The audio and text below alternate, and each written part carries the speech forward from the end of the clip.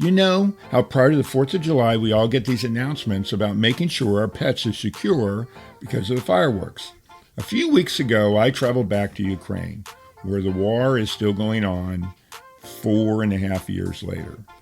In today's episode, two of several heroes of Animal Rescue Kharkiv, ARK for short, Yaryna, Vintoniuk, and Helen Donets join me. And let me tell you, these two, they're pretty amazing humans. Now try and visualize this. You're on the border of Russia and Ukraine, the front lines, and in the distance you see a military person running towards you, and as they get closer, you see they're carrying two puppies wrapped in their arms. There's another dog running along with them that keeps looking up at the puppies. This is an almost everyday occurrence for ARK. They, both ARK and the military personnel, are working together to save these frightened and endangered animals. Most, more than likely, come from families that had abandoned their homes in fear for their lives, that couldn't find their pets as the pets had run off frightened or worse. What sometimes goes under the radar is the animals are affected too. War is indiscriminate. Remember that 4th of July statement? Can you imagine what these animals are going through every day? ARK is this amazing organization, and as you can imagine, since the war, they've grown exponentially. They've got a dog facility that has over 1,000 dogs, a cat facility that has close to 200 cats, their very own veterinary clinic, multiple people with big hearts making things happen, and so much more. The stories that Yaryna and Helen have to tell are heart-wrenching. It's the day-to-day life in a war. And if I've learned anything on this trip, it's this. The word hero means many things. And this episode, well, it's a plethora of heroes, human and animal. For real, for real, for real, for real, for real, for real, for real, for real, for real, for real, for real, for real, for real. Got a bunch of furry friends and I love them all the same. I'm an animal lover, veterinarian is the name. Let's share some pet stories from heartwarming to strange, losses and gains, from wacky to insane. For real. You're now tuned in to For Real with your host, Mark Kyle.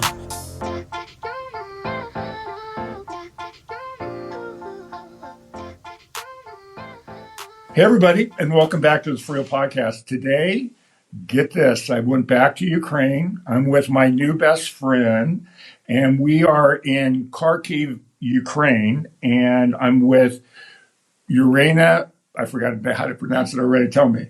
Yaryna Vintoniuk. Yeah, did you hear what I said? I can't pronounce this thing ever. But anyways, we're here. We're right on the border. We're in the front lines of Ukraine, and this organization is really, really amazing. I'm going to let Yaryna talk about who they are. I'm just going to say ARK and let her define that. But more importantly, we are going to talk about what they're doing with these animals coming from the front lines. Yaryna, thanks so much for taking the time. I'm really happy you're here. Thank you so much that visit Kharkiv. Thank you that share our story with world. I'm happy to join your podcast. So for you guys listening, this is kind of a funny story. I was talking to Yaryna earlier today. We went to have coffee, and when the organization started roughly probably in 2010, officially 2016, she spoke no English and has had to learn English to deal with people like myself. So she's going to have to bear with me. I'm going to try to talk slow, which is a really difficult thing for me, but we're going to try this. So Yaryna, first off, I want to talk about you. How did you get involved with the organization? Tell me about it at the beginning of the organization, and just tell your story, because for people who are listening, especially people in other parts of the world that really don't know Ukraine, they need to understand that. So you go ahead and tell us your story. So I came to Kharkiv in 2013, studying university psychology. At 18, I wish help people, but I met my friends in Kharkiv, and it changed my life because my friends have different view. Different attitude to people and animals, and it was amazing for me because they take care about animals, They, if I came to their houses, I can see how all for cats, dogs, that all very comfortable for them, not first of all for people, but for them it's universe. Animals, people, it's united. That's why I joined to these people to Animal Rescue Kharkiv. Animal Rescue Kharkiv start work at official 2016. Well, hold on for a second. I want to go back a little bit. The town you were from was a smaller town. Yes. So this was a big town for you. So you're all of a sudden immersed in this big, because for you guys that are listening, Kharkiv is right on the border of Russia, and it's got a huge university there. It's the second largest city in Ukraine. But more importantly, for somebody who's from a smaller village in Ukraine, you come here and really come here to discover the world, and you discovered a bunch of friends that are big animal lovers and really care about the thing. So I always interrupt, so I apologize right now, but this is me being me. But let's talk about, so you meet these guys, and let's talk about the beginning, because I'm really fascinating, because it wasn't a grand plan to have ARK. By the way, ARK stands for Animal Rescue Kharkiv. So let's talk about how that happened, and let's kind of move forward to a little bit to the war, and we'll get to that. But I want to hear more about you, because you now have a daughter that I call your little sister. But let's talk back to meeting your friends and that, and I'll let you go. Yes, and first time it wasn't big organization. Yes, my friends just wish help animals, and we have no organization or strict in Kharkiv who rescue animals who need urgent help. That's why we push hotline in social media, Facebook, Instagram, and people start call to us in different situations when they can see animals after car accident, or cats on the trees, dogs on the ground, where they need special help, injured animals. That's why we start just rescue these animals. We have no cars. Plan. You didn't even have a plan. Yes, we have no plan. We have no cars. We have no special equipments or skills, and just did it every day, accept first time 10 calls, and more, and every year we rescued 1,000 animals. It was dogs, cats, birds, sometimes it's fish it later. Sometimes wild animals after car accident. So it was 1,000 different situation, and one of topic what we want to do in our city and in our country, it's change mindset, attitude to animals. That's why first topic what we talk with people, it's about sterilization, castration, spay and neuter. By the way, for you guys listening, we've had this conversation versus castration. We're talking spay and neuter. But I want to pause for a second, and I want you guys that are listening to understand this. So you got this group of friends. They decide we're going to help the animals because they're street animals and all these things that are happening. And you start this thing, and it really starts because you were doing the social media, right? Yes. And so you do this social media. By the way, not learning English, and put the stuff out there and out to the world. And all of a sudden, you start getting all these calls, and you guys have zero plan. You don't even really have a place to put the animals. And I want you guys to kind of keep this in mind, because when we get to the end, you're going to go, the best things were not very good plans, but it turns out it's really cool. So, again, I apologize. I interrupt all the time, but I want people to really understand the backstory. Yes, sure. Our organization step by step grow up. First time we just rent part of house with small yard where we have 20 dogs, then 50 dogs. we start cooperate with different private clinics where we treat these animals, then try find them families new home. Okay, so again, I'm gonna do this because I understand what you're doing because we've been together for the last couple of days. So what you guys did, you're not only getting the animals, but you're taking to clinics. What you're paying for these animals to get either spay or neutered or whatever they need to be done. Just figuring out to find homes for them. And you guys are at this point, I'm assuming, are you guys raising money to help do that?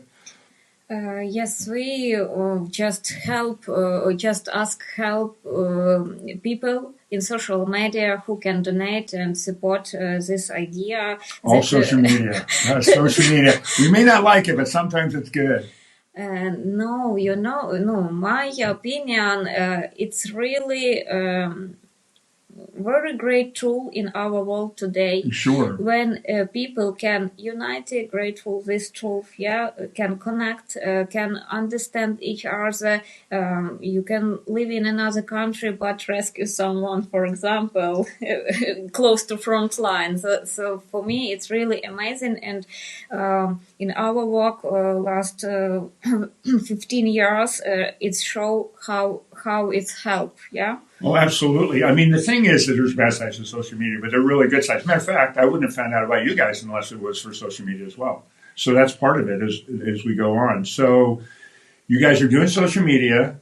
You're raising some funds. You're going to other clinics. What happens as time goes on? Then we, in the end, 2021, start 2022, we have already a shelter with 300 dogs. Wait a minute. So let me go back a little bit. So, but you guys became an official organization in 2016, yes, I think? Yes. So now you've been, if we're up to 2020 or 2021, that's 5 years later. Yes. Are you still doing social media at that time? Are you now all the time, other person? All time we go on. No wonder you like social media. You're the social media person, so that's part of it. But anyways, you've been doing that the whole time. So it's 2021. Was this during COVID right there at this point? Right around there, right? Yes. Yeah. COVID 21. That's, yeah, for sure, yeah.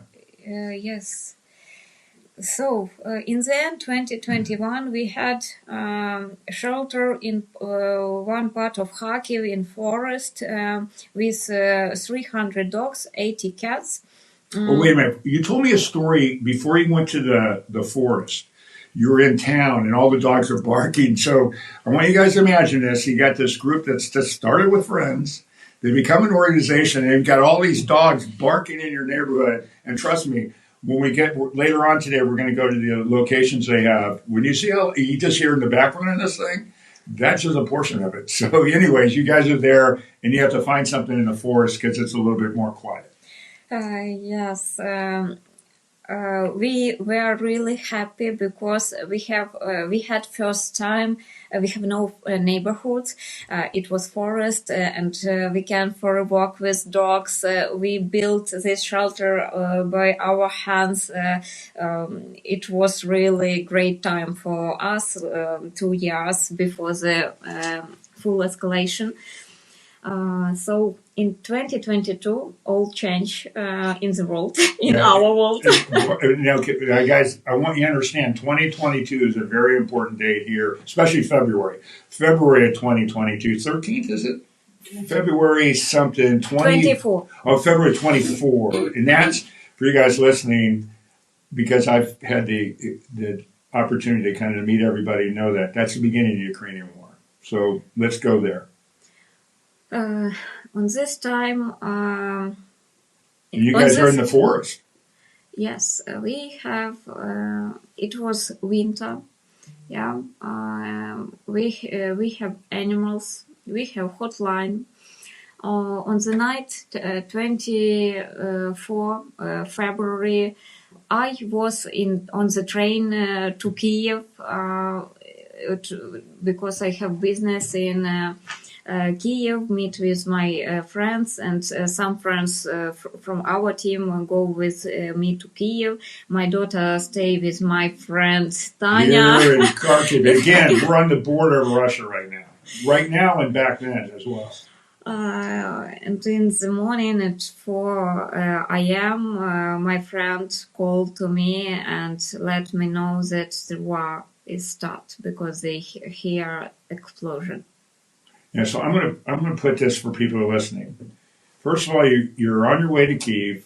The world ends basically for here. The whole world changes. You're a mother on a train. Were you on a train? On a train, which I've done, by the way. You were on a train. You're halfway there. You can't get off the train because it goes straight to Kyiv, which is about a 5-hour train ride. So now you know the war's going. You're freaking out about that. You're freaking out about your daughter, and you're going to get back to this organization that's taking care of all these animals. I mean, just for you guys that are listening, just put that in your mind, and we can never fully understand. And I can't imagine as a parent even knowing that one of my children in the war zone, basically. Of course, in this time, mostly people start panic because no one really waged the war in our house. Right. Yeah. That's why, first of all, we try come back to Kharkiv. On the way to Kharkiv, we start thinking how manage all. No of our team run away. We didn't speak about this.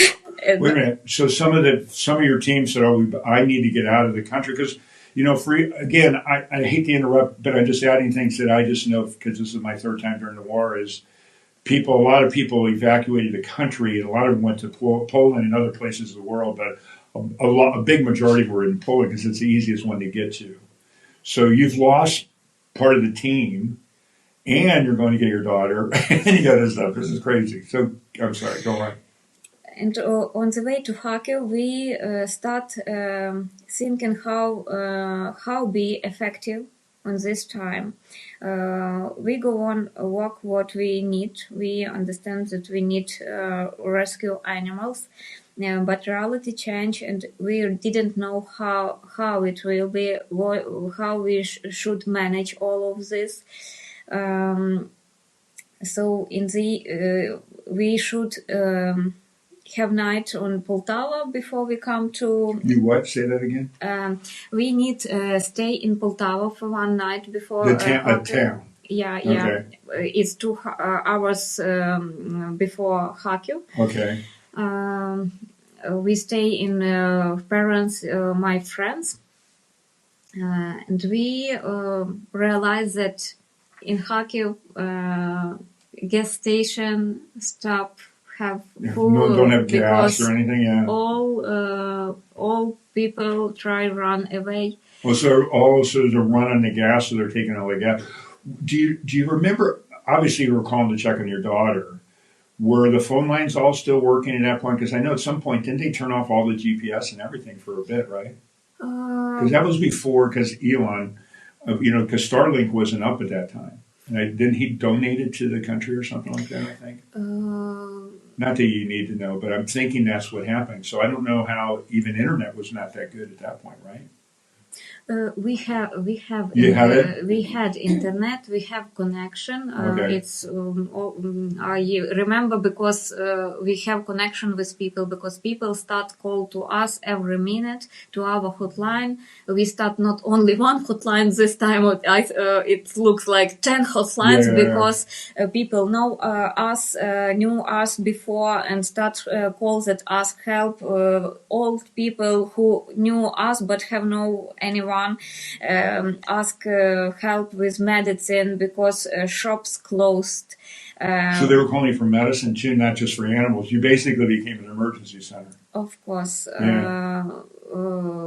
Food for animals. We have system, that every time few weeks we buy food for animals. But on this time the shops closed, and we have one distributor, Andrei, and he amazing. He rescued really first few weeks our animals.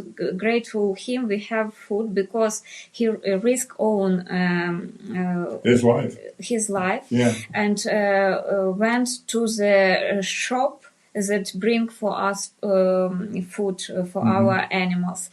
In Kharkiv was situation when Russian try come inside in Kharkiv from a few sides. Saltivka, it was most bombed from and destroyed from Russia. Okay, the South Side was bombed and destroyed by Russia. And this location was with it's place where the most people of Kharkiv live because Right, it's of course. 9 Yes. floors buildings. Being bombed down and knocked down. Yes. And of course, people don't live alone. They live With together with animals. Right. People saw that few days and they can come back and all will be fine. They left for them some food, water, and then we accept hundreds calls from people who call and just ask just broken windows, just broken doors, send keys from apartments that just we save these animals. It was cats, dogs, parrots, rabbits, fish. I love the fish thing. Rats. Well, let me ask you a question on the fish thing. I know that's a little bit off. So when somebody says I had to leave, but my fish is there, you guys had literally where they're like goldfish and everything. You're just bringing bowls of fish and stuff. You guys became an aquarium as well as everything else. That's crazy. It's not something to laugh at, but it is kind of funny. It's true. It's at the same time. Without humor, you can accept this reality. Humor can really rescue your minds. That's why when we accept requests from one of part Kharkiv with wolf, that rescue wolf who grew up with people, it was shelter, and dogs part they contact with people, but part they have no communication with people. They little bit wild. And it was in the forest where Russian group. Well, that's the thing I want to talk about, because you guys had your at this point you guys had moved out to the forest, which was really close to the lines where the Russians were coming. So I always imagine, and I'll try to stay on track, but I always imagine, even when I even see a shelter that's got all these dogs, especially the ones you guys are getting, because you're getting dogs that are being rescued from homes that have either been destroyed or families that evacuate. The dogs got scared, they ran away. You've got all these things going on. Now all these dogs are put into an environment and they all generally get along pretty well. But what you're saying, imagine a wolf being in the border of Russia and Ukraine. It makes sense to me. But still, you're having to bring all these things together and do that. And then you guys, your facility is in the middle of the forest where the Russians are coming. So what happens next after that? And then I want to see I don't understand. I guess maybe all the dogs just know. They just get along because they realize this is the best I'm going to get right now. So our shelter was in part where Russian with small groups try come in. And one day, 7 March 2022, Russian... 7 months into the war. So the war starts this in September? No, the war February. Yeah. And in March. Oh, March. 7th of March. 7 March. Okay, this comes the Mark not being understand how your English is. Your English is great, by the way. My Ukrainian's terrible. So the war started on the 24th. That's March 7th. So you're talking 2 weeks into the war. 2 weeks, yes. And Russian hit our shelter middle of the night. With a bomb, a missile. Missile, yes. Few kennels were destroyed. 7 dogs died, and part of dogs ran away. Because now it's been destroyed and they can get out of the kennels Yes. and stuff like that. Yes. Okay.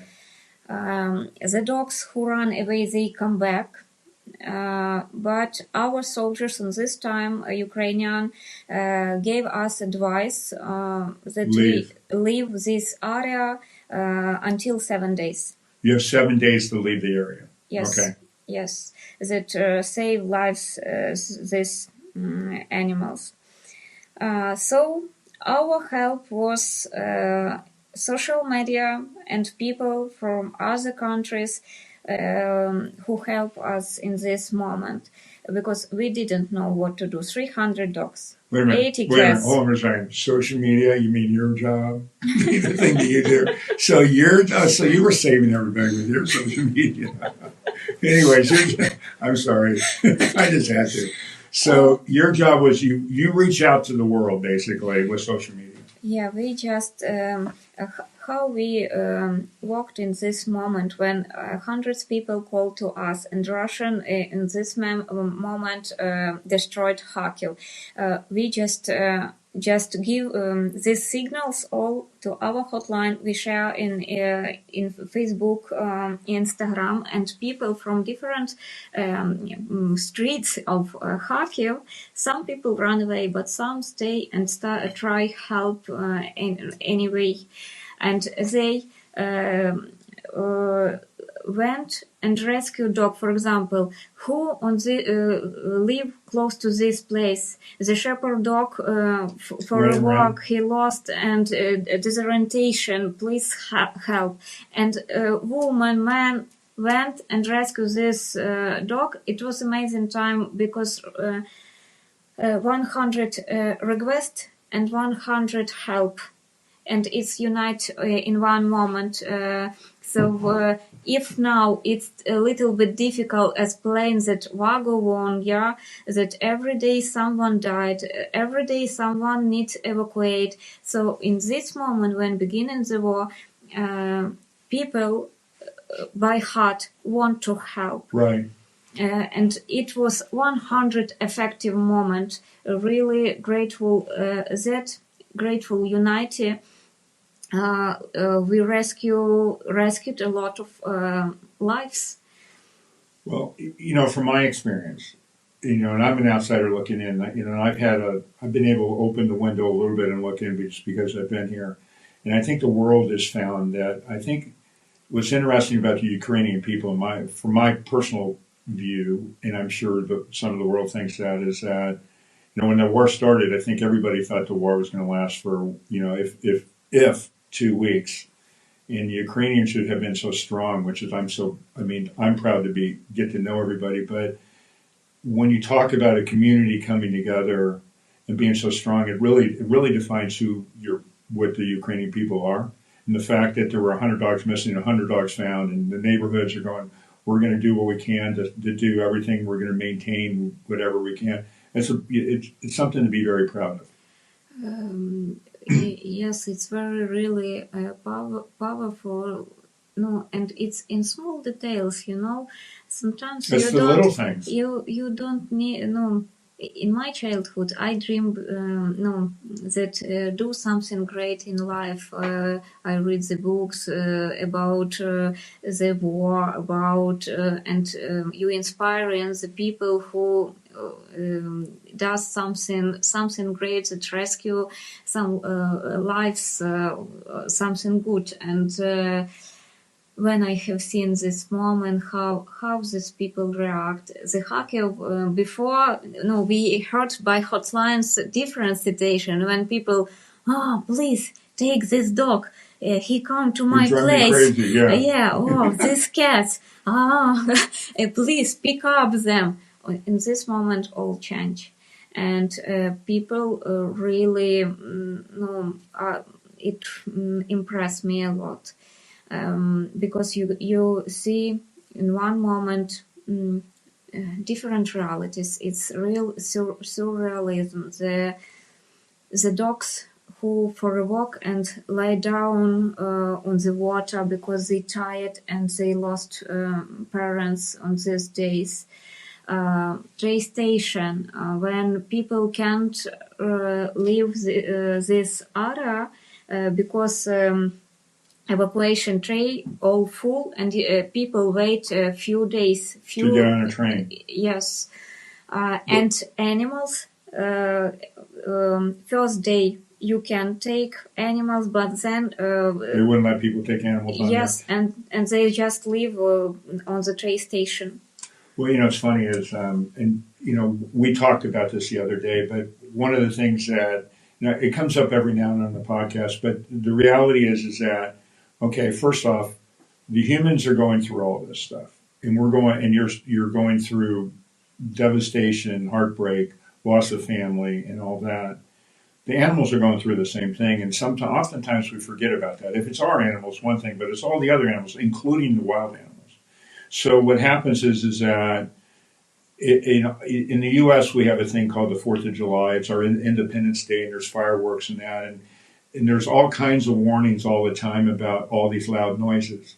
So imagine being in a war zone where now all of a sudden these missiles are coming down, and there's all these sirens going off and all these things, and these dogs or cats or fish in an aquarium or whatever it is, they don't know what's going on. And then that energy that the U's and I's put out there, we're freaking out, so they're going to freak out, and they're confused, and then all of a sudden their owners aren't there, which is, it's really kind of, it's even more sad at some point. And what I'm thinking about what you were saying is that it's the little things that people did, regardless if it's giving a bowl of dog food to a dog that's really stressed out. That there's a saying in the U.S., kindness begets kindness. Mm-hmm.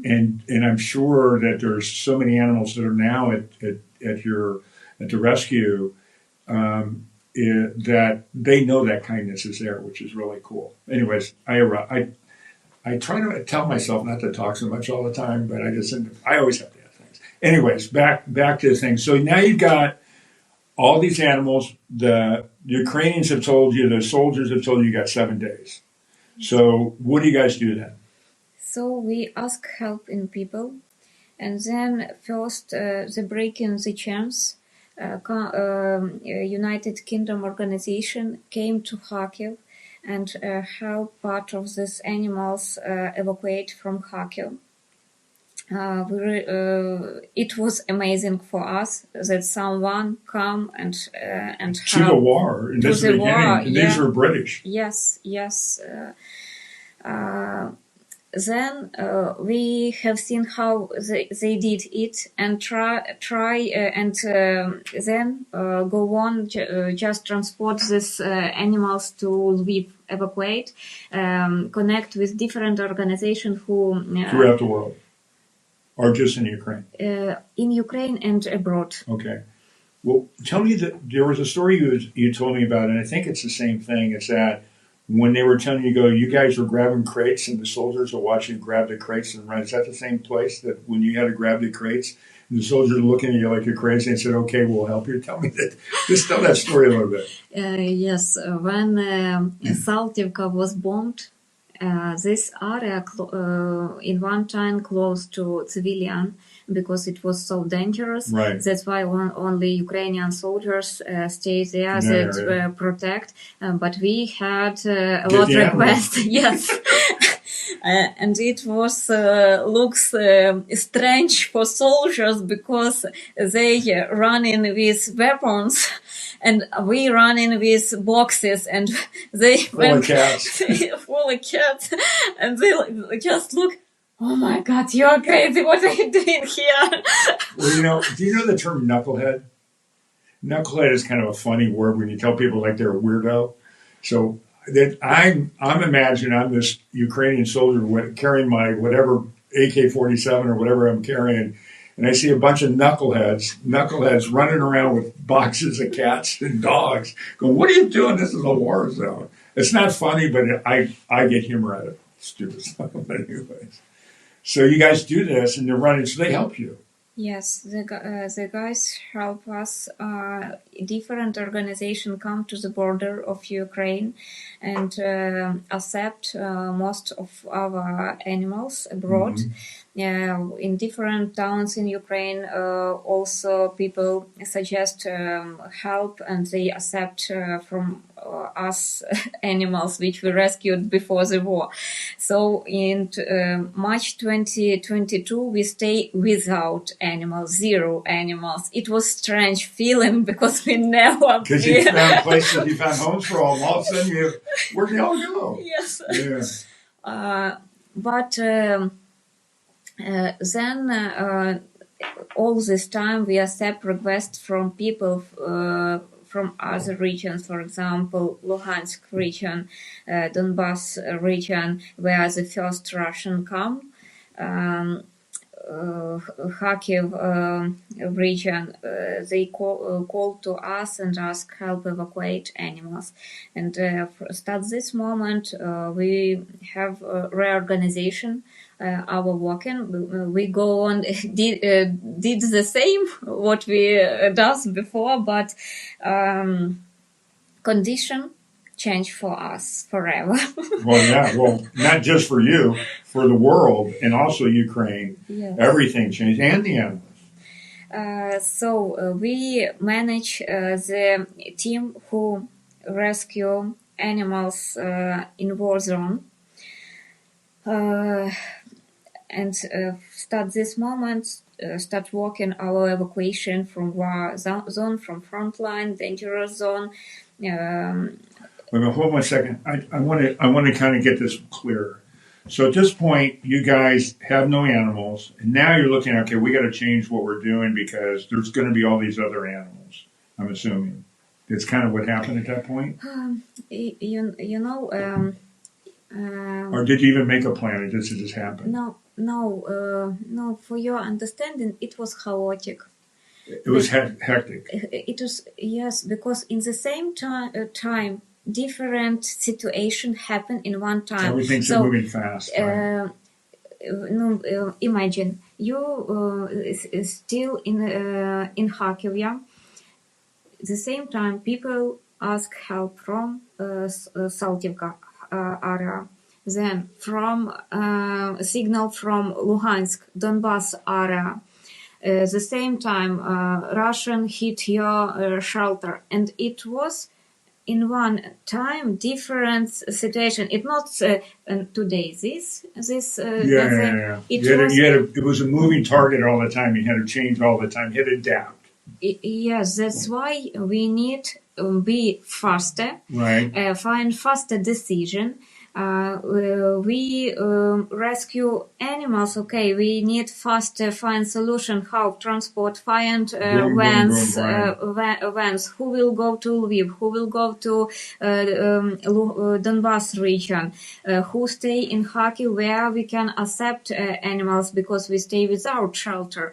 We open our apartments and people who left apartments, our friends, they gave us keys and say you can use for the animals, for example. And first time cats, our apartments were full of cats. My apartments, for example, come in my dream from my childhood when I came to zoo shops, pet shops. I always look to every one of animals and dream, I want this at home. And in 2022, one time I came to my home and my dream coming true. Was it all cats? No, it was birds, turtles, rats. Wait a minute. Dogs, turtles, and rats? No, only small animals. Oh, you were guinea pigs, rats, turtles. Yes. You're a pet shop. Yes, pet shop in my house. Did you have any fish? Fish, no, but I had birds with small eggs. A bird with eggs? That's hilarious. Rabbits, different. All kinds of different things. So at this point, so the war has now been going on for a little bit. How many people are working with you guys there? Because you lost some people, but you probably have new volunteers. You roughly, it doesn't have to be the right number, but somewhere around there. Before 2022, it was 20 people. Okay. when beginning there were different volunteers join and Right. help us, but then later we grow up because we develop our work and systems. And now it's 120 people. But back then you had 20, and then but early on in the war, when I know some people left. So when you're putting people into the apartment or the animals in the apartments, when you're having your own pet shop at your house, how many people roughly, approximately, were working at that point? 20 people 20 right then. who they stay, Okay. but some people add to us. Okay, so you're getting different people at different times. Yeah. Okay, so this is 4 years ago, 4.5 years ago, basically. Yes. So let's kind of move forward a little bit. So at that point, the war is going on. You guys are figuring out your systems. And then but you realize at some point we can't be in apartments with animals all the time. Yes. So now what happens? Then we start find solution how be with animals which need treatment. It was first question.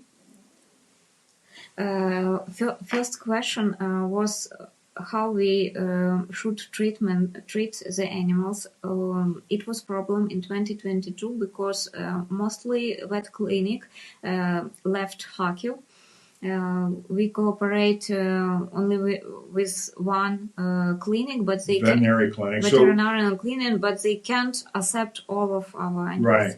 So, and for you guys, I'm interrupting here because one, it's the English-Ukrainian barrier a little bit, but two is I've heard some of the stories. So what happened was you guys were trying to treat all these animals, whether it's spay or neuter, or they're injured from the war or whatever's going on, and you're going to veterinary clinics and you're paying for it, whether it's through your donations or whatever. You're spending lots of money for one. Two is, I'm sure these veterinary clinics were overloaded anyways from people that were trying to take care of it. And you're going, oh, we got 300 dogs. Can you take care of them? So you guys end up coming up with a solution with that because at some point you guys look and we're going to spend millions of dollars and it doesn't work. So what do you guys do? We realize that only one solution is open social clinic, own social clinic where we can treat these animals. Okay, hold on 1 second. I'm going to interrupt you because I meant to ask you this the other day. So basically, when you say social clinic, but I'm going to, for people listening, it's a veterinary clinic, but you say social. What does social mean? It's not business for when I can have money. It's not a regular veterinary clinic, but what does social mean? It's just for you? No, don't look at her. She's got somebody helping her. She's going to know you're not getting away with this. Define, you know what it is. I think maybe it's a bad translation, my bad translation. Okay, so let me tell you what I think you mean. It's free. It's free. I understand. Yeah. That's what I'm wondering. So is it free not only for the animals you guys are doing, but somebody that may not have funds, they can come in and you guys will help them get something if they have an injured animal? Yes, today our clinic working first of all for animals which we rescue, but also if old people who have no money, people that don't have the financial means, yes, or that. So okay, so let me just repeat that so we know for sure. So basically, you guys open a clinic. One is because you've got big numbers of animals, and you couldn't go there, and it was very expensive. Yes. Two is you also a side part of that is.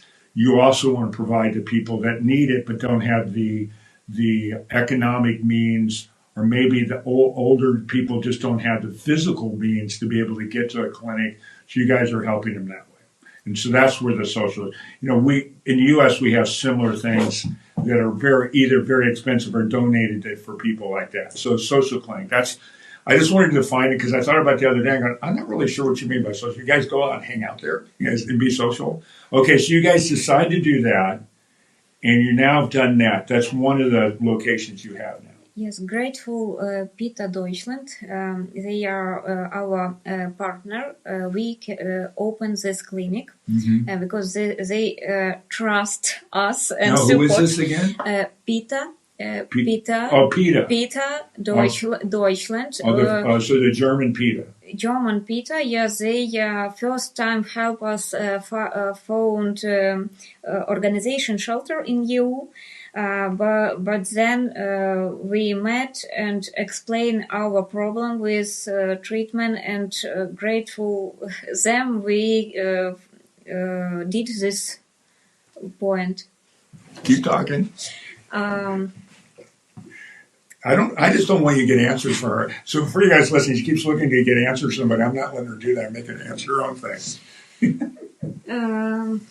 So first it was clinic. Then we of course need some space where we can take care about cats, take care about dogs which we rescued.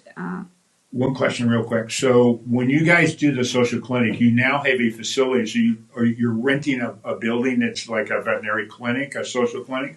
Where do you, are they mobile? No, social. Your social clinic.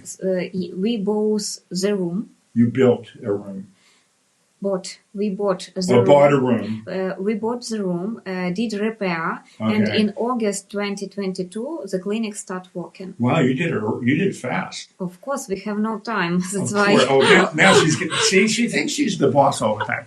Of course, why don't you know that, Mark? But at that point, you were doing at the beginning you have none. You're going to clinics for a while, and so the war started the end of February. Let's just go with March 1st, even though it's a week later. So March, April, May, June, July. So in 5.5 months, you've bought a building and you're opening your own clinic. That's fast, of course, because why wouldn't you have done that? Anyways, so you open your clinic. Then we realized that these animals different, and we need another way how working with them, because most of them lost families, lost home. And we need give them something another that just a home. Even a home, temporary home, while you find places for them. I get it. That's why in January 2023 we opened a rehabilitation center, Little Prince for cats. Oh, that's right. So I'm going to repeat this because I've been there and I know exactly what we're talking about. So you open a center, specifically a shelter, basically for cats. I've been there; it's gorgeous, and we're going to actually go there later on in this interview. And it's called Little Prince. Where'd that name come from? Do you know? You don't know? It just became a name. No. Who named it Little Prince? Who named we gave this name together because for us it's about relationship. Human and animals, about responsible people, attitude animals. That's why Little Prince. So the cat center is Little Prince, and I'm Big King.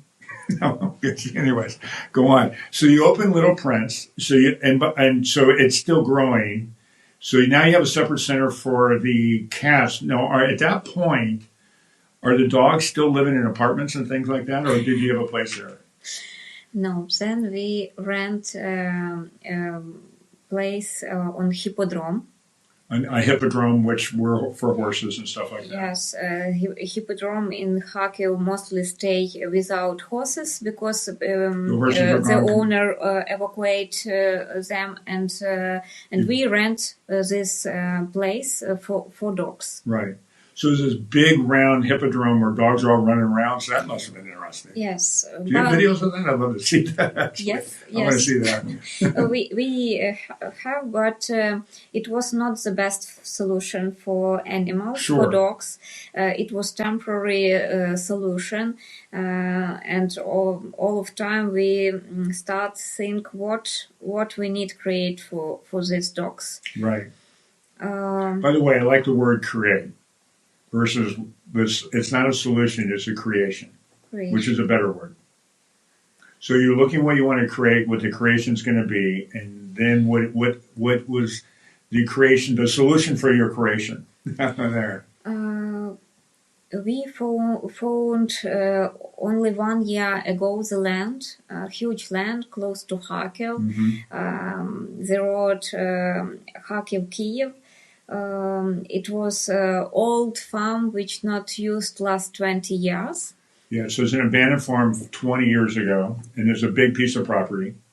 Yes, and we rent official in government Through the government. to the long term, next 50 years. You have it for 50 years. And we manage, we start build this huge rehabilitation center. It's 16 hectares. I don't know how in it's a lot of acres. It's more than 16 acres. Let's put it that way. It's 16 hectares. It's very beautiful area with trees. First time the grass were my yeah.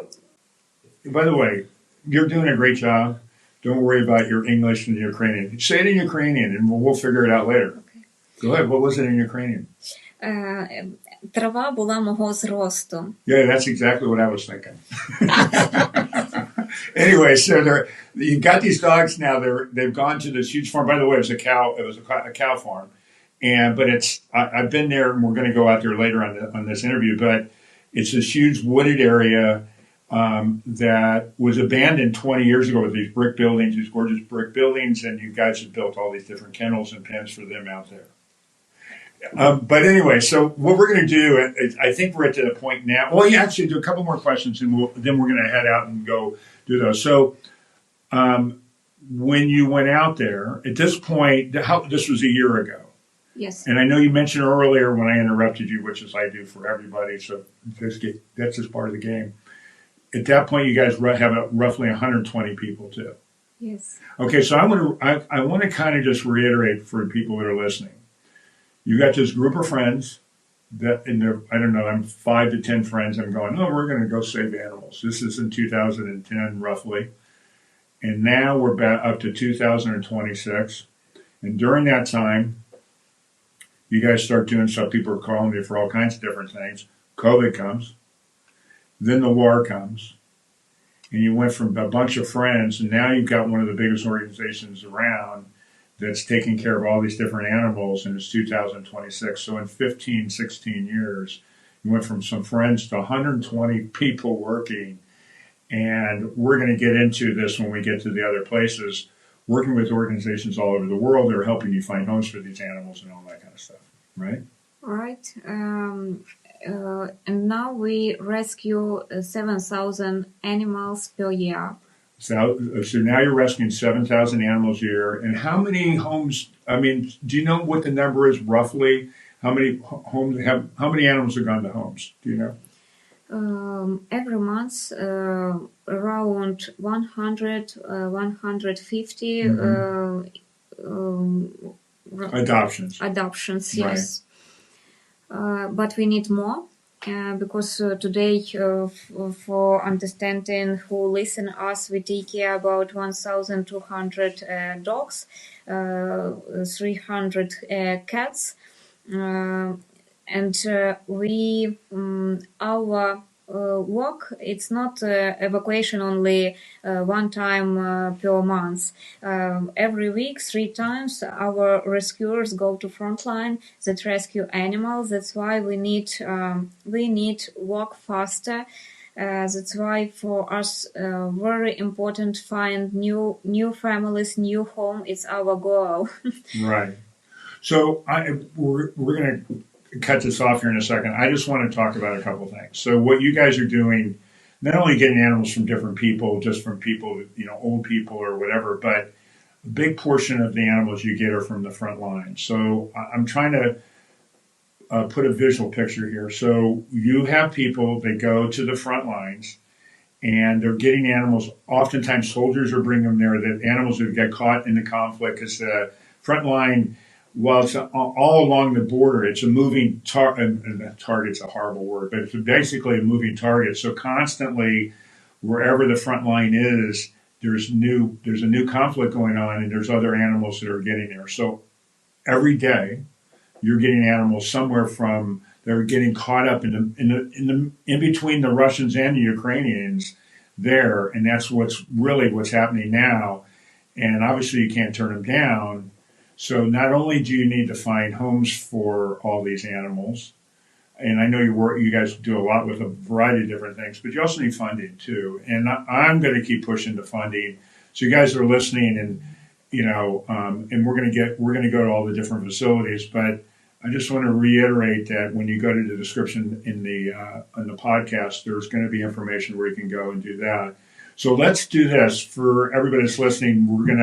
This is going to be a 2-part episode, and so we're going to go to the other facilities, and we'll go from there.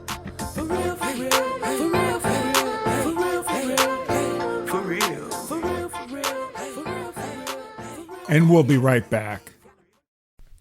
If you own a cat or you're thinking of getting a cat, well, you know what I mean.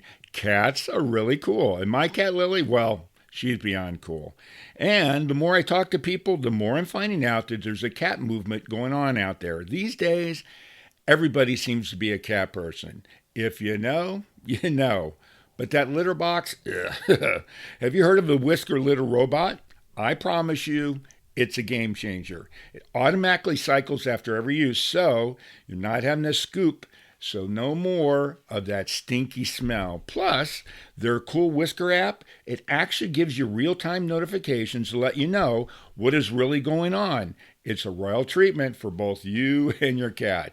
The time saved, the holding your nose effort of scooping and cleaning, it's just no longer needed.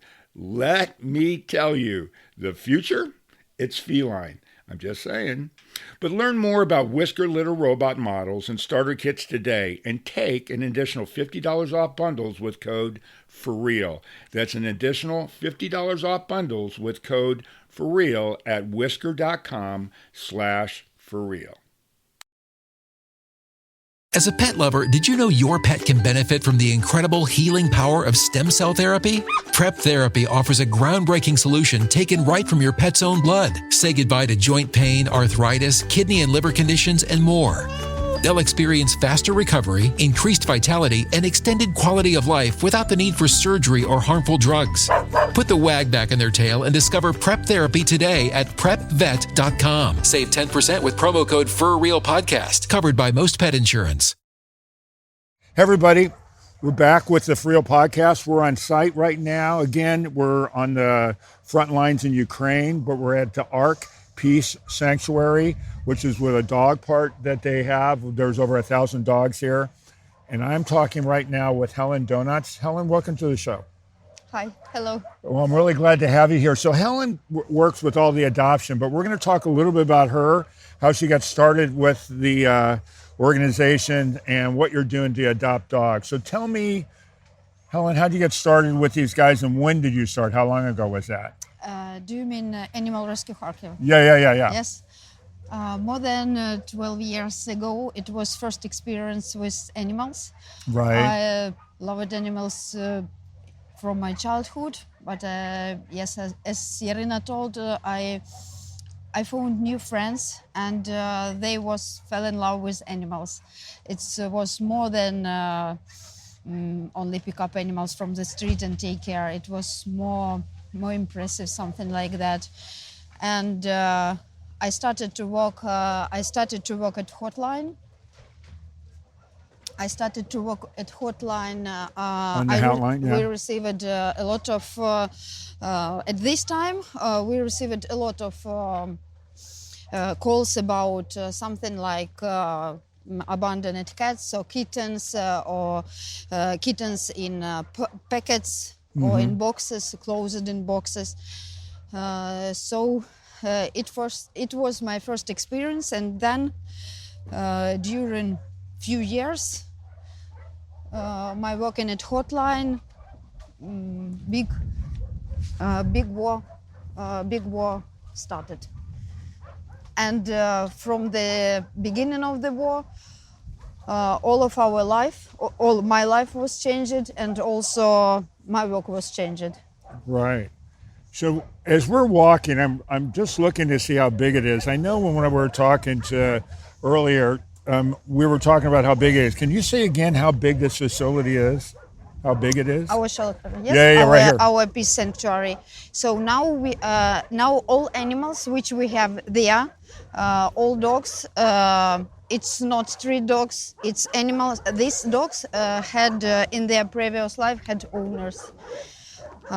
So now we have 1,000 dogs here, and all of them was rescued from the war zones in Donbass, Zaporizhia region, Kharkiv region, also Sumy region. So all frontline, and from there our dogs.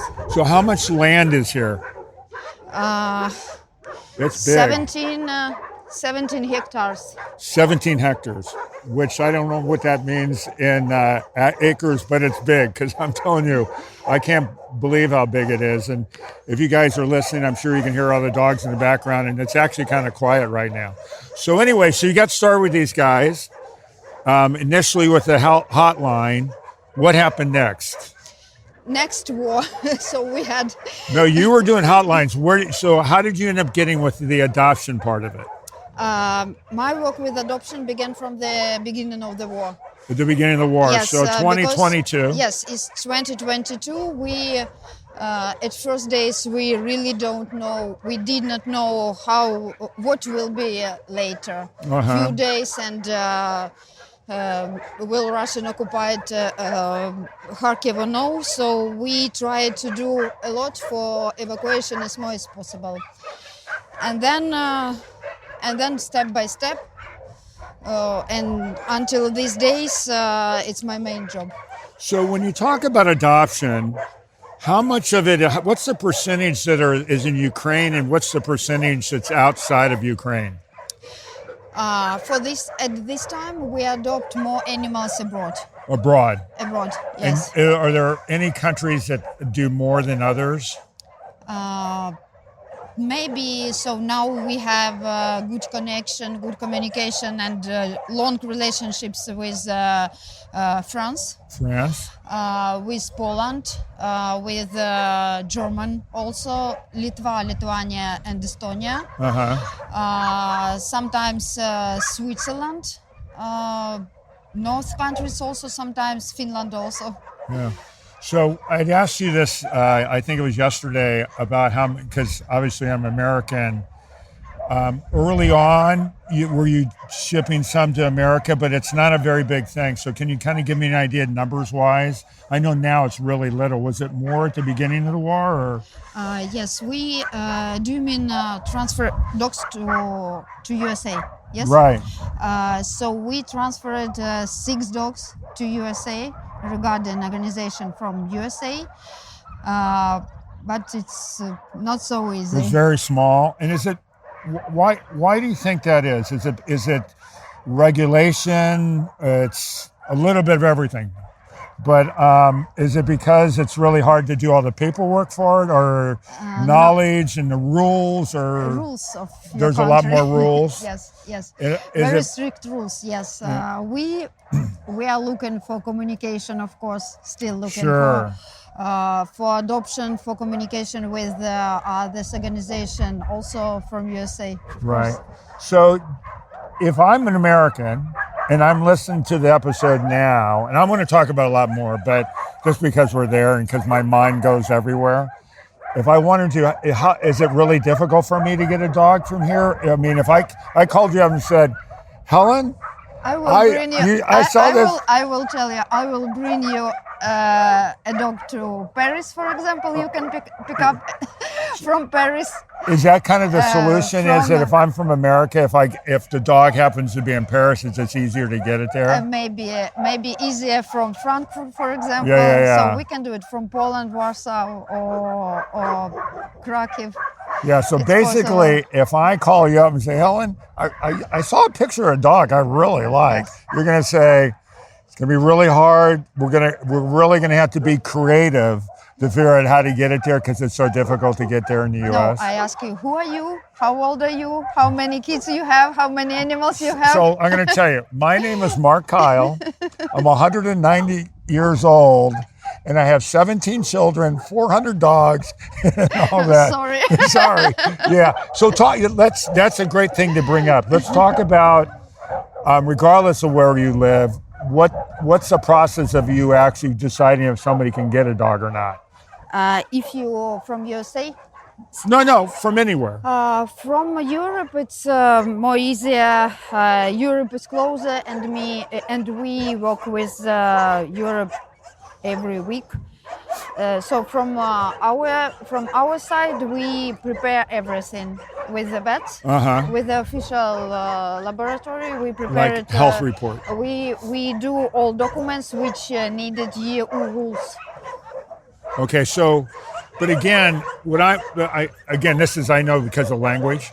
What I'm trying to figure out is, I know you guys have a process that makes me qualified. I like a dog. We go, you may like the dog, but I'm not quite sure we like you good enough to get the dog. So, and I'm talking this way because of the Ukrainian to American, right? So, you have to do a background check, like you said earlier.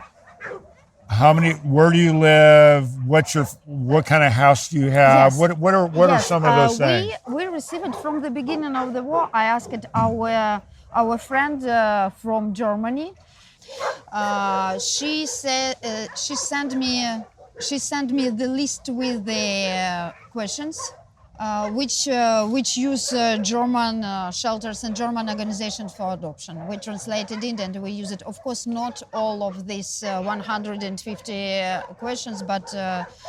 150 questions. Yes, not all of these, but and of course we talk. Right. Of course we talk. Sometimes not easy because from Germany, for example, people don't know English language, but we have people and organizations which can help us with the communication and understand can we adopt animal here or no. So you're talking about 150 questions for the document. So what are some of the more weird ones that they ask you, that you ask on it? We did not ask all of these 150 questions, but we know that we are responsible for new family, for family animal. We are You're responsible for the animals, so it goes to the right family. Because of the war, because of the difficult evacuation, because of everything. So we need to ask it. Right. And mostly important, understand how people will communicate with the animal. How old are them?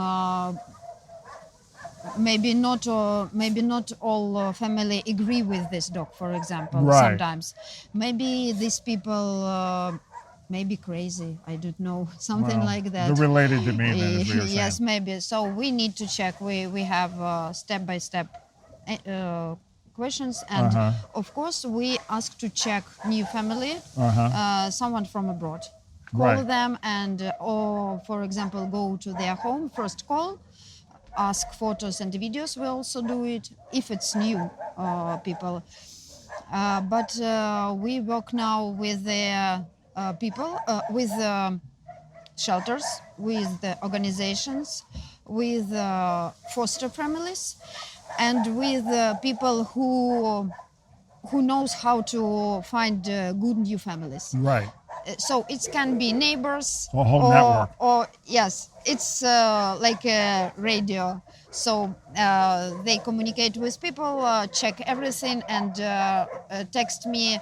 We know a very good family which can adopt dog 24 kilograms, for example, and So yes. what happens? A family contacts you. I don't care what country. They get the dog. You guys get the dog there, but somehow the dog doesn't work out. What happens then? Well, in other words, I get the dog. The dog doesn't like my house. Whatever. Then what happens? Because we call it like a failure. I understood. During these 4 years, more than 4 years, we had maybe 5 such situations. And we found solution in Europe. So we have friends. Now we have friendly organizations which accept these dogs and then found homes for them. Okay. So one of the things too that when we were talking before is that you guys work with a lot of organizations in all over Europe that actually take a bunch of dogs and then they find homes. Can you tell me a little bit about that? So there's organizations, let's say in Paris, that is actually a dog shelter.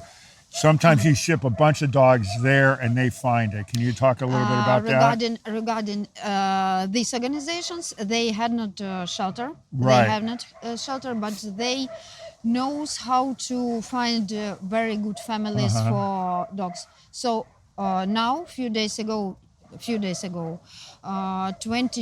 dogs started to Paris. So soon, tomorrow or after tomorrow, they will arrive, and there will be a full family, not only one person. It's Right. every time it's amazing because they came from different sides of country. Right. Cross sometimes 100 kilometers and came by train, by something, and they meet their new dog, and every time people. A lot of people cry when they receive. Oh, sure, they're that. emotional. Sure, that Yes, makes sense. Yes. So one of the things I heard, and again, I'm bouncing a little bit, but here at the facility, you guys had this local, where we're at right now, where the dogs are at the sanctuary. It's been open for about a year, a little bit longer. But you've been attacked by the Russians how many times now? They've actually attacked here a couple times with missiles and things like that? Here, Yeah. one time we received attack, but all was alive.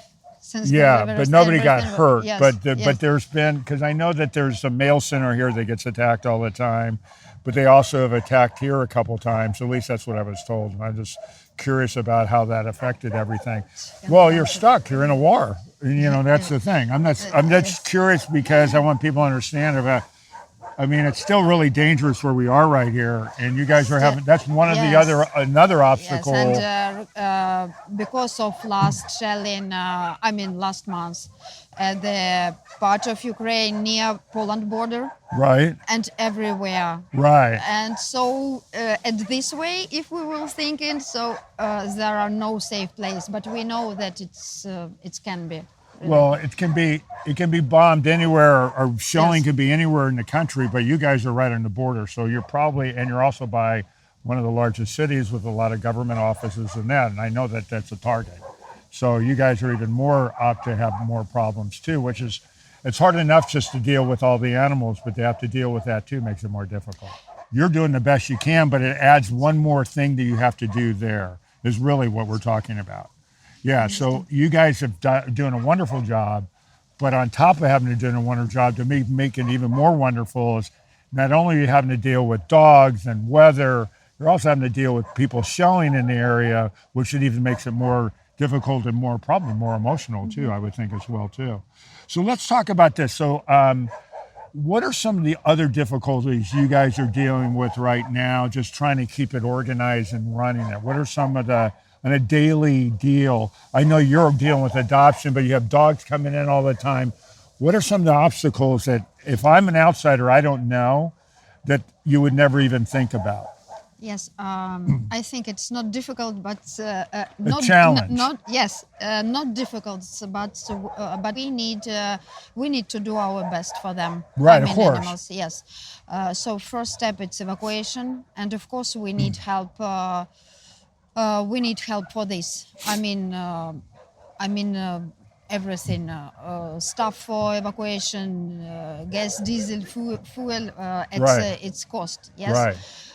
Of course, we build new territories here. Right. And repairing now territories which we built last year. So also it's need help. And of course, it's treatment for urgent and for urgent animals, and for animals which will receive it in bad condition. For example, for older animals which need others treatment, and for their better life also. And the last one is adoption also. So we're looking for relationships for all of these points. for all of this. It's relationships and long collaboration with the organization, with everyone. Well, just getting So food. we are opening, yes, for communication. Yeah, so I know you guys have a big relationship. I think it's somebody out of Germany that you guys are able to get a bunch of food from, which is a good thing. But let's talk about, and for you guys who are listening, all this information's in the description, but if people really aren't capable of getting a dog but want to help out, and for you guys listening too, we'll have all the information for the website and that too, but what can they do for you guys to help you? I mean, from a standpoint of funding, support, how can people help? So we need support for evacuation for our team. We need support for buildings, for building and for repairing. We need support for sterilization, for example, because we need to do it for vaccination, for treatment, because it's one of the biggest part of our work. For sharing information also, for example, for donation, for everything. So if I'm somebody listening and I find you guys on social media, one of the things I could do is just copy your story and put it on my story so people can find out. That's one of the things. Sharing information is one of the mostly important now, and then step by step we can find more relationships now. Okay, cool. For this time, because we really need it. We are near the front line, and we do. Our evacuation mission from front line, we do the hardest work, really. So others people from or others organizations from other parts, Europe, for example, Canada or USA, they can. It's not help, but it's also involvement for our life, for our evacuation, for everything. So I'm just thinking, as I'm thinking, because obviously, we talked about the difficulty in the U.S., but I'm sure, are you also looking not only for individuals to adopt, are you also, I know you're already partnering with other organizations that are helping you too. Are you always looking for a different organization? There could be somebody listening that's a member of that, and you do that. Yes. Because we understood that they need better life. Right. We are not only evacuate and collect them. Of course, part of them will stay with us forever, for example. We understand it. But some of them, like breeder dogs, their genetics build it like they have other genetics. For everybody listening, so when we're talking about breeded dogs, we're talking about specific dog breeds. And this is an American term, but when you say breeder dogs, what we mean is somebody that's like a purebred German Shepherd, AKC or whatever, American Kennel deal. So some people just want a purebred. We've talked about somebody about that today, but there's also a lot of just mixed breeds that are typical rescues. But you do have people that are also looking for purebreds as well. So they need families more than other dogs. Because all of their life they communicate and they really don't understand what's happened with them now. Right. So we try our best for communication, for walking, for taking care about them, but they need more and faster as they possible. So we're looking for. So I'm just thinking about. So I'm this really fancy poodle. That's a purebred poodle. So I'm used to living a life of luxury, and I need to go back to that life because I'm hanging around with a bunch of mutts. They're going, oh man, these guys aren't like me. It's kind of like that. But I'm joking about it, but I'm serious. They're used to being the word. Do you know the word pampered? Taken care of, very special. They're used to being. Our term would be pampered. They're used to being taken care of, really. And now all of a sudden they're surrounded by 20 other dogs going, wait a minute, I don't hang out with you guys. So now they're looking for those kind of families. Other part, it's older dogs. Yeah. Senior dogs. Yes, senior dogs. Yeah. Yes. That's kind of what they call me. They don't need a lot. Yes, they need their own bed, good food, and care and a lot of love. Yeah, and a chill environment. Because, Yes, those young yes. dogs, they can be loud. Yes. And they're kind of, some of them are kind of like little princes, right? At some point. Yes. That's it. But, okay, so I'm going to cut this thing off now, and then we're going to the Cat Center next. For you guys listening, thanks so much, and we'll be right back to you. For real, for real, for real, for real, for real, for real, for real, for real, for real. And we'll be right back. As a pet lover, did you know your pet can benefit from the incredible healing power of stem cell therapy? Prep Therapy offers a groundbreaking solution taken right from your pet's own blood. Say goodbye to joint pain, arthritis, kidney and liver conditions, and more. They'll experience faster recovery, increased vitality, and extended quality of life without the need for surgery or harmful drugs. Put the wag back in their tail and discover Prep Therapy today at prepvet.com. Save 10% with promo code FurRealPodcast, covered by most pet insurance. Everybody, we're back from being over at the dog sanctuary, which was crazy, cold, loud, and all that. I'm back with Yaryna. We're going to talk about a bunch of different things. First off, we're going to talk about the clinic. So as we mentioned earlier, Yaryna, so let's talk about, you've got the 3 different locations. I know we talked about this a little bit before. Where we just were was the sanctuary for the dogs. So the other 2 places you have, let's start with the clinic. I know we mentioned about you guys created that so you could save money and also have control of all that. So let's talk a little bit about how it got started, what you guys do there, and all that kind of stuff too. For you guys listening, we had been there, but it was too loud to do any kind of recording, so we're recording back on site here, back in Kharkiv. But talk about the clinic and the different services you guys offer. I think it's a real smart idea, by the way, too. So, how I mentioned, in 2022 we stay without clinic, without help for with treatment animals because it was beginning the war. Then grateful our partner Peter Deutschland, we bought the room, repair, and August 2022 the clinic start working in Kharkiv. What we does there? It's first urgent help for animals from Urgent frontline. health, yeah. So we accept animals. We have a hospital for them. We have operation room, exam room where we can give first urgent help. Also, if need surgery, also full treatment. If they need 10 days, 20 days, they can stay at the clinic to the end treatment. Animals which we rescue every year changing because war. Sure. More But, let me interrupt for a second. I want to give everybody a visual. So we were there, we visited it. So imagine your normal veterinary clinic, which is basically what it is. You've got a surgery area, you've got different areas for the animals to be there. It's across the board. It's basically a veterinary clinic.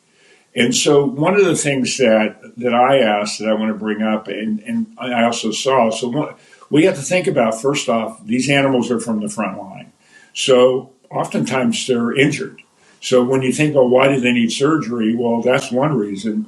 But there are other reasons too. I mean, other than being injured, being caught in between, the whole war thing. But you're also getting animals who maybe got hit by a car or something like that. So let's talk a little bit why they would be doing surgery and different things like that as well. Because a part of animals after shelling, they have broken bones. They have broken spines. They can lost part of body, paws, eye, ear.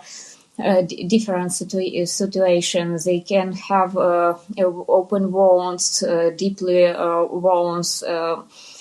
That's why we use also surgery for these situations. So, what's funny is there's a term, and I know you're not going to know what this is, so I'm going to explain it to you. oftentimes businesses do a thing called vertically integrated. It means that they can do a variety of different things in their own company. And that's really what you guys have done. Because, when I'm thinking about what you guys have, you've got that clinic, so you can do surgery. And I know you occasionally have to go to specialty clinics and all that. You've got vehicles that are delivering animals all over Europe. You've got vehicles that are going to the front lines that are going to rescue the animals that oftentimes the soldiers bringing it to them. You've got facilities for these animals to live, which are the sanctuary for the dogs. And you have the cat sanctuary as well. What's that called again? Rehabilitation Center for Cats, Little Prince. Yeah, so Rehabilitation Center for Cats is called Little Prince. But before we get into that, I want to talk about that facility as well, because we visited all those. When we were at the clinic yesterday, and I want you guys that are listening to hear this, because it's a heartwarming story, but it gives you an idea, a day in the life of ARK and a day in the life of Ukraine, especially being here on the front lines at the border. You were telling a story about these guys, the military guys that had some animals. So I'm gonna pass it off to you. So just tell me the story. Yes, sure. It was a few years ago when we apply from soldiers. It's typical situation when our soldiers, Ukrainian, want to save lives, and it's value for them. And they need change position where they were. That's why they ask evacuate the cats, because it was destroyed village, a small village without people, only soldiers stay there. For them, it was very important because the attitude to cats like to brothers, because they were in a tough condition, right. Tough days. But they didn't trust that we come to there. They were worried about you showing up because you're in the war zone. But I'm going to pause for it. So I'm going to explain this in a little bit better in English, because I know what you're saying, and for you guys listening. So you've got these guys in an abandoned village that's been attacked by the Russians, and they're holding there, but they find out that they have to actually move. So when they called you guys, ARK, when they called you, they said, hey, come and get these guys who now become families, animals. I'm going to let you talk about it. And if you don't bring up what I'm thinking about right now, I'll bring it up, because you brought this up yesterday. But they were all worried about you guys showing up to save these guys, because they couldn't leave with the animals. So they call you guys. They're worried you're not going to go there, and I'm going to give it back to you. Yes, and so this location was very in bad place, because it was border Luhansk and Donbass region, Serebryanka, the village, and village when Russian can see you like on the plate. Right. That's why it was dangerous to went there. So, if I understand this, what you're saying, they're in a very flat area, but the Russians are above them and be able to look down on you. So there's not a lot of camouflage to hide from. Of course. Okay. So we accept from soldiers instruction how we should to do that. We should came on the high speed inside this village because the road can hit by Russian. And when we came in this village, we can't stop on the one place. We need hide the van. We need moving faster. Don't stay on the one place. Move all the time. Yes, move all the time.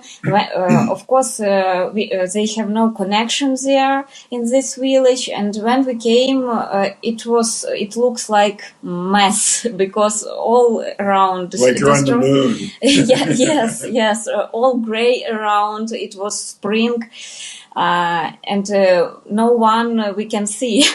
But then we have seen the soldier who with bright smiling running to us, and he told us, I knew that you come to us. He was so happy, and then he showed the way to the house where they lived and had animals, take care about them, and they start tell the story about everyone cat that this with concussion, this without ears because hit the rocket close to this place. Then I took one cat and start saying that it's a pregnant cat and ask, oh, this is pregnant cat, and they start laughing and no, He's a fat cat. It's fat cat because we share our tushonka. Yeah, all the rations are feeding the cats with their food. Yeah, but it's not was the end. Then they gave us the small kittens who not opened eyes yet. So they're like a few days old. Few days, yes, and they took take care about them. No, it was for me like surrealism because in this place you can hear the guns, how fighting soldiers, Russian and Ukrainians. So it was 2 kilometers to fighting line. Right. And in the end, this story, the soldier told, I knew that will be some woman here, and he gifted the big bouquet,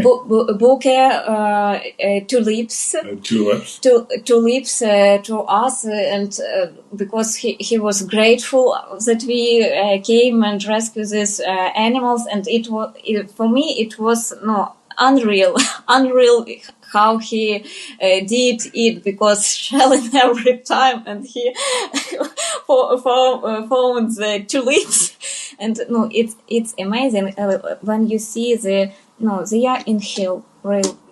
It's they're in hell. Yes, but they see the humanity, the beautiful, and stay alive inside, and it's amazing for me. Yeah, so I'm just picturing this. So I see you guys driving around going, let's get the heck out of here. This is too dangerous. Nobody's here.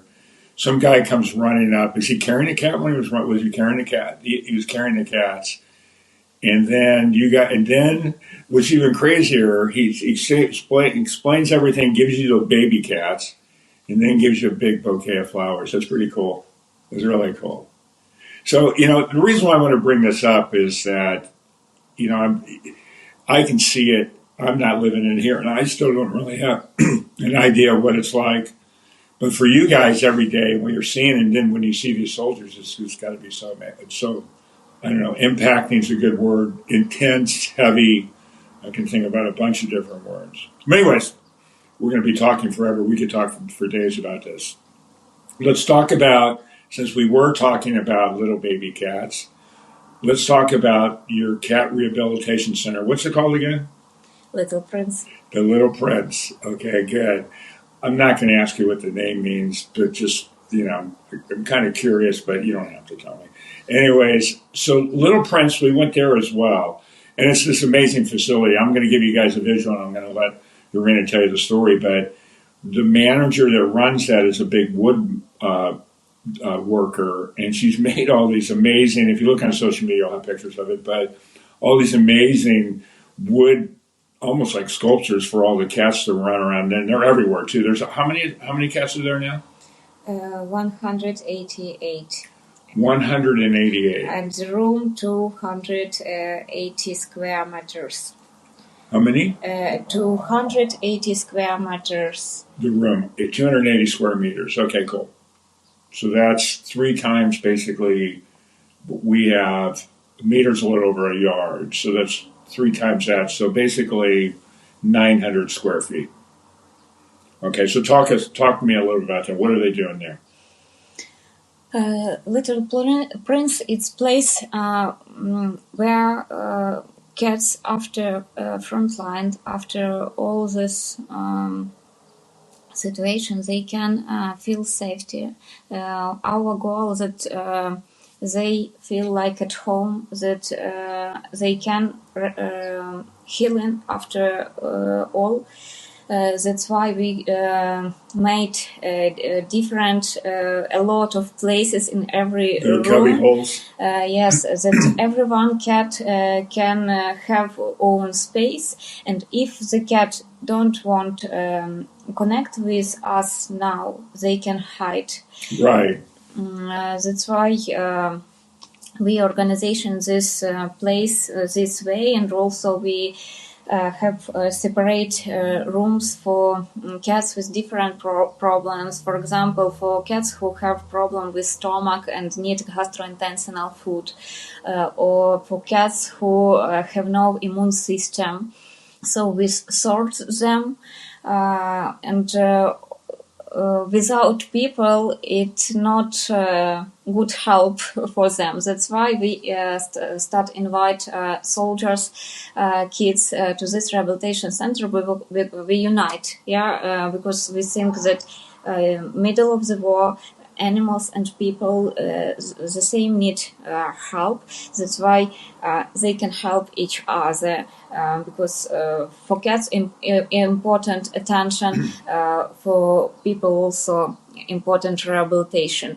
That's why everyone can come to the rehabilitation center Little Prince, spend time together with cats. This month we start a new project with rehabilitation center for kids, with psychologists who will come to us and have art therapy together with cats and kids. Cool. Yeah. I love that.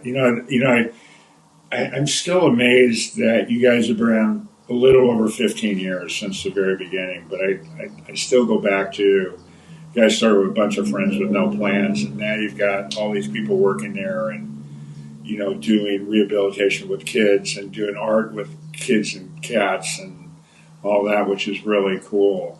I mean, it's really cool. So one of the questions I want to ask you is, when I look at everything, I mean, you guys are doing a ton of stuff. What's the future? The war's still going on. I'm sure you guys have tons of plans. I mean, every time I turn around, you tell me something else I didn't realize. But I mean, what in the future? What do you guys have vision on? What, other than just being a shelter? By the way, not just but being a shelter. And having that, what other kind of things are you guys looking at? Other programs and things like that. What's coming up? Or everything's based on funding, but ideally, what's coming up? Our team realizing that this war won't the end in the next year. It can be 5-10 years. We don't know. We will be happy if fighting stop and we don't hear the shelling in our towns. But we not tired. We're ready to do our the best. We're ready to go on rescue animals. If the war stop, we realizing that what happened after war. What happens after the war, right? After war, we need a lot of years that rehabilitation or rebuild. That's why animals also will need helps. People will need helps. That's why we plan develop our rehabilitation center, create new programs which can help animals and people together. I'm just thinking about something while you tell me this. But of course, for us, it's everyday work, and the most problem is resource every day, because we need collect money, collect resources that does it every day. buy fuel for evacuation, repair the vans, buy the new vans because drones hits our vans. Last year it's 3 times one van, and he can go on walking. We need manage the treatment. It's medicine, vaccinations, castration, antiparasitic aids, exactly. Then condition for animals. We need what we need, that they feel good, that they can come back to life. That's why you can see that we try. It's beautiful, comfortable, that every animal have space, have possibility developing. That's why we start do training park for dogs, for example. That's why we prepare a place for all dogs and dogs without paws, for example.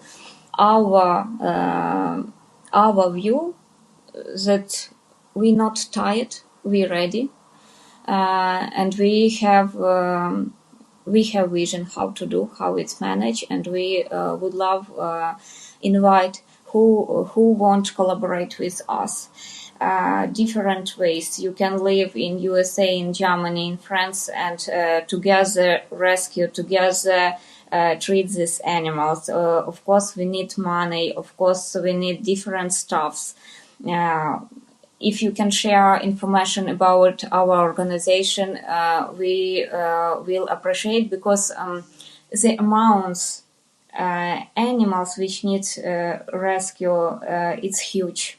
It can't do only one organization. Only united with other people, with other organization who can join and support, it's possible. So, a couple things. One of the things, you guys are always trying to improve. That's one thing I can say, because I saw it with my own eyes.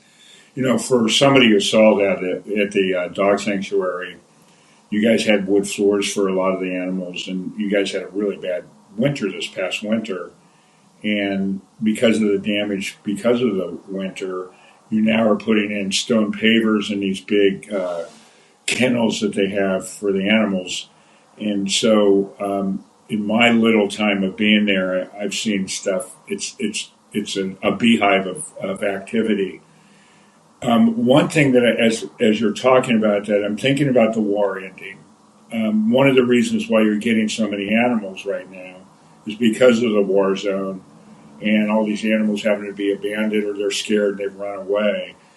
Hopefully, I mean, it's a good problem to have. So down the road, you're not going to get as many animals as you're getting on a daily basis. You're still going to get them because you guys have grown so much. And it sounds to me the main thing focuses, other than taking care of the animals, is rehabilitation. And I'm assuming that's based on what you're doing now, it's not only animals, it's going to be for humans as well. Is that true? Yes. I'm assuming that probably rings pretty well with you, because what were you studying in college? University? Yes. Psychology? Psychology, yes. Yeah. Yes. So this probably means a lot to you, right? Right. It's basic. It started on my life. I think, you see, everyone preparing to this time. Yeah. And we talk together with our team, with our friends, that when we back to our childhood and how we grew up. And if you ask Ruslan, our rescuer, he talks that I preparing for this all 40 years. The same I can say for me that it's interesting. Sometimes you can think so, oh, why I do this. No, it's all important There's a plan. steps in your life. So we're here, and yes, I'm very glad that I came to Kharkiv. It was when I came, it was not easy time to me because West and East Ukraine a different where early when I came I can see a lot of Soviet unit symbols, and I was in shock how it's possible. But then the Kharkiv opened me future, and I met my friends, and I really grateful for this possibility. I grateful working with my team because it's my friends. Right. We have A community, and without basic strong team friendship, it can be because a lot of challenges. You can't be own. It's only unity. Well, plus with the stress that everybody's on just on a day-to-day basis. Let's just forget about the shelter, just the day-to-day stress of the war. I mean, and I've had the opportunity and the privilege to be here 3 times during the war, but there's not a day that doesn't go by that there's not air sirens going off or something like that, because it's just an insane time right now. Cool. So let's kind of wrap this up a little bit. I want to talk about where people can find you. And for you guys listening, I really encourage you to, and again, in the description, if you're listening now, it's in the description of the website and the social media and that. But I just wish people could be sitting here in my eyes to see everything that's going on. But there's a lot there, and anything that you guys can do to help, regardless of what it is. But can you point everybody in the direction of your Instagram, so all your social media handles, your website, and anything else that you can think of that would be helpful for you guys? Everyone can find Animal Rescue Kharkiv .org. Is our website. Okay, I'm going to repeat that for everybody. It's animalrescuekharkiv.org. Then you can start a website, follow to our Instagram. We have Ukrainian page, we have English page, we have YouTube, Telegram channel, who have Telegram. So you can follow and see our work, how it's working. Do you have TikTok too, right? Yes. Okay, so for you guys that are listening, there is an English one. I'd encourage you to follow anyways. This is how I found them and started hearing about them, because my channel's all animals, surprisingly. And the Ukrainian one's fine, the English one's fine. The English one, they just recently got up. You're not going to see a lot of followers there, but it's just to be more helpful for Yaryna. It's animal.rescue.kharkiv, and that's Instagram. And you'll see one that's in Ukrainian, one that's in US. And I'm assuming that's probably the same for TikTok and all the other ones as well. And but I would highly encourage you, we can try to give you a visual based on this audio thing, but if you go to their social media, you'll see, as an example, she mentioned one of their vehicles that's going to the front lines. They've had multiple ones, but just recently got hit by a drone, which they either get repaired and have to replace. So it's expensive. And with 120 people and all the medical stuff and all that staff, it's a big amount. I mean, it's, between $100,000 to $200,000 a month to run the operation, to feed all the animals in that too. So any little bit helps. And do you guys have a program at all, before we sign off, where somebody can sponsor an animal where they pay monthly or something like that? Do you have those programs? Okay, cool. So at the end of every episode, I by the way, for you guys listening, you've probably heard this before. I always tell that silly animal joke. And so I found a joke today that's relative. I did not make Yaryna tell a joke because I just didn't want to put her on that pressure. She's having a hard enough time to speak English to me. But as I always tell everybody, I know you're cringing when you hear my jokes because they're so bad, but if you have children, grandchildren, nieces or nephews, or if you want to be on the show and you want to tell a joke, if you've listened, you know that in the past I've had other children on the show telling jokes. You can email me at mkyle@forrealpodcast.com. And I promise you, and I'm sure to your benefit as well, I gladly get hold of everybody so you will tell the joke, and I don't have to humiliate myself telling these silly jokes. So, Yaryna, here's my joke for you, and hopefully my English will be good enough for you to understand, and you're Ukrainian. So what do you call a dog? Now you think about the rescue. If you find a dog today, what do you call a dog that you find today that finds a home right away in the very first day? What do you call those kind of dogs? What is it? You call them fast retrievers. I'm sure you probably don't understand, but you guys listening, hope you do. But lastly, Yaryna, you guys, your organization's been fantastic to me. Everybody's been so kind. I think you guys are doing wonderful things. But you in particular have really become my friend, my guide, had to deal with my silly antics that I do, but I really, really appreciate you being on the show. So thank you so much for being on the show. Thank you so much. Thank you so much, everyone who will hear our podcast. Thank you that come to Kharkiv, join because I know it's also risk to everyone who come to Ukraine, but we appreciate that you share our stories, share about our situation. We were grateful. It's valuable for us. And I think everybody should come. It's like the best vacation spot you ever get. But I'll tell you seriously, before I say goodbye to everybody else, I love Ukraine. I have the best time here, even though it's insane. Of course, something's wrong with me personally, but it is a wonderful place, and you will find some of the kindest people you'll ever meet. And talk about strong people. So when I'm one of those people, they say, I stand with Ukraine.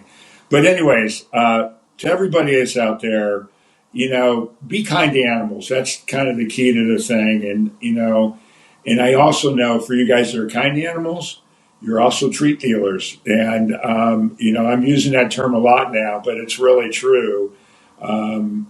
Keep giving treats to animals. This show's hopefully giving a treat to you guys, your treat dealers. But really, from the bottom of my heart, thank you so much for listening. For real. That concludes this episode of For Real with your host, Mark Kyle. For previous and future episodes of For Real, listen via all major podcast streaming sites.